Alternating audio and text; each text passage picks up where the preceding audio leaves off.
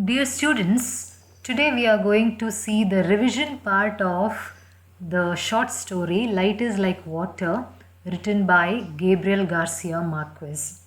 In the previous sessions, we had seen the introduction to the author, the analysis of the story in two different parts, and after that, we had also discussed short questions and answers and the language components. So today it's going to be a quick recap of all these to make you recall whatever you have understood.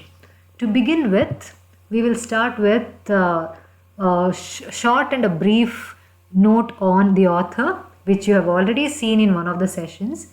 He was born in Colombia in the month of March and died in the month of April.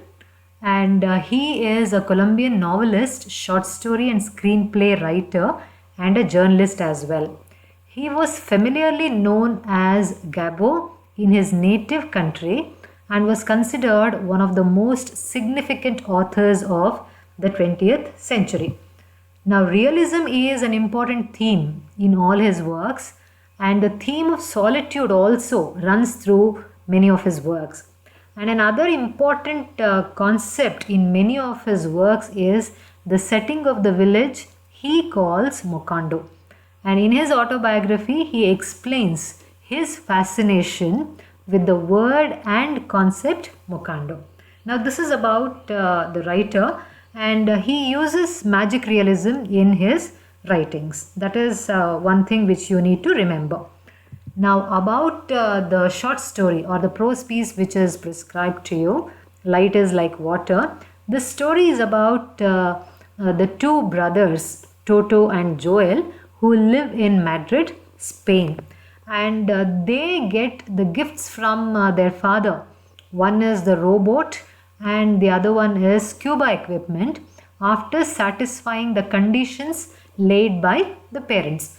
Now, once they get these two items for their game, they imagine a world of island and water and swimming, and they have their own imaginary world, and they dive in their imaginary world and they create one entire world of imagination which looks so real. Now, this is all about the story. Now, Marquez uses a lot of humor in this story to describe the thoughts and actions of children and the elders. Children live in their own imaginary world which the elders cannot understand. And the story is the best example of how a great writer can write lovely children's story too. Now, here in this story, this is a best example of the projection of magic realism, because in this story the characters are real, the events are real, but the children have their imaginary world, so there is a mixture of fantasy and reality. This is called magic realism. Now, after the lesson, we had discussed the short question and answers and the language components. Now, just to give you the quick recap, as I had told you, here are the questions which were there in the session. Now, you are supposed to answer these short question and answers in a word or a phrase or a sentence, not more than that. Your answer should not be very descriptive because the questions carry 1 mark each. The examples are here. Mention the names of the kids in the story. Light is like water. Toto and Joel is the answer. Now, what do the kids demand if they win a gold Gardenia prize? Submarine fishing equipment is the answer. Now, after this, after answering the short questions and answers, now you have language components, and in language components you have 5 topics: punctuation, framing questions, and use of negatives, linkers, and the last one is comprehension passage. Now, under punctuation, keep in mind the most commonly used punctuation marks like capital letter, comma, inverted commas, full stop, question mark, and exclamatory mark. Though there are several other punctuation marks, we are going to handle the majorly used or the commonly used punctuation marks. Now, here are the sentences. Well, buy it when we get back to Cartagena, said Toto's dad. Now, the answer you can see we have used a capital letter, inverted commas, comma and full stop as the punctuation marks which are required for this particular sentence. Now in the second sentence, it's a proof of their maturity, he said. Again we have made use of double inverted commas, apostrophe, comma and a full stop and a capital letter also in this particular sentence. Now after punctuation, we have framing questions. When we have to frame questions, there are two kinds of questions we can frame. One is WH questions, the other one is yes/no questions. Now when you get a sentence with the underlined word, then you have to frame WH question. WH question will always start with a WH word.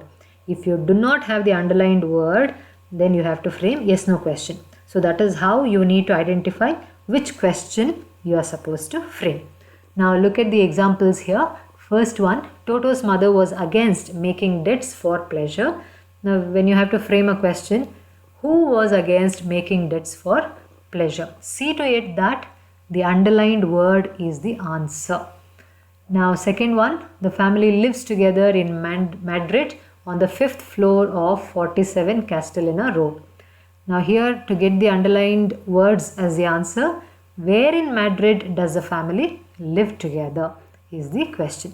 When you're framing questions, one more concept that should be there in your mind is the tense should be retained. That means to say the tense should be the same in the question and the answer.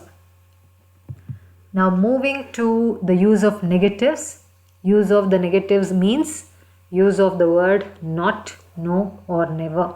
Either to use or to remove. You have to decide it according to the instructions which are given in the brackets. Now freedom is not required to be happy. Convert into affirmative sentence. Now the given sentence is a negative sentence because you can see the word not.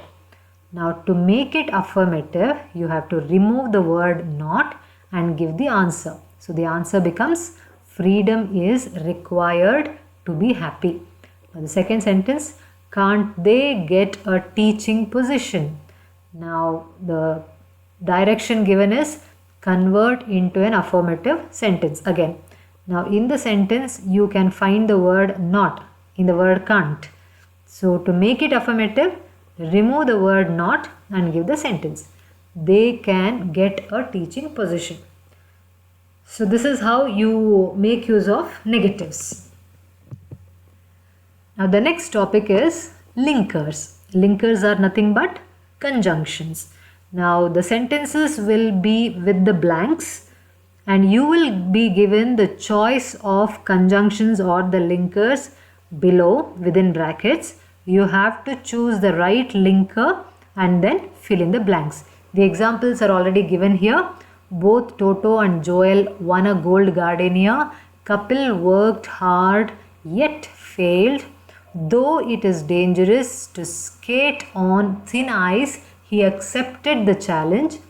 Next sentence, he is poor but he is honest. So in all these sentences you can see the linkers which are there filled in the blank.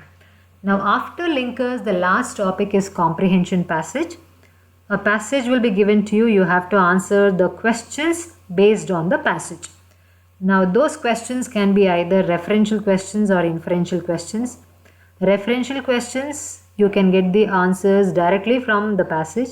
Inferential questions, you will have to understand and frame your own answer. Now whatever is the kind of question given, your answer should be either a word or a phrase or a sentence, because these questions also carry 1 mark each. And see to it that you understand the passage correctly and then answer the questions. I hope this quick revision has helped you to recall whatever you have studied and understood about this lesson in the previous sessions. Thank you very much.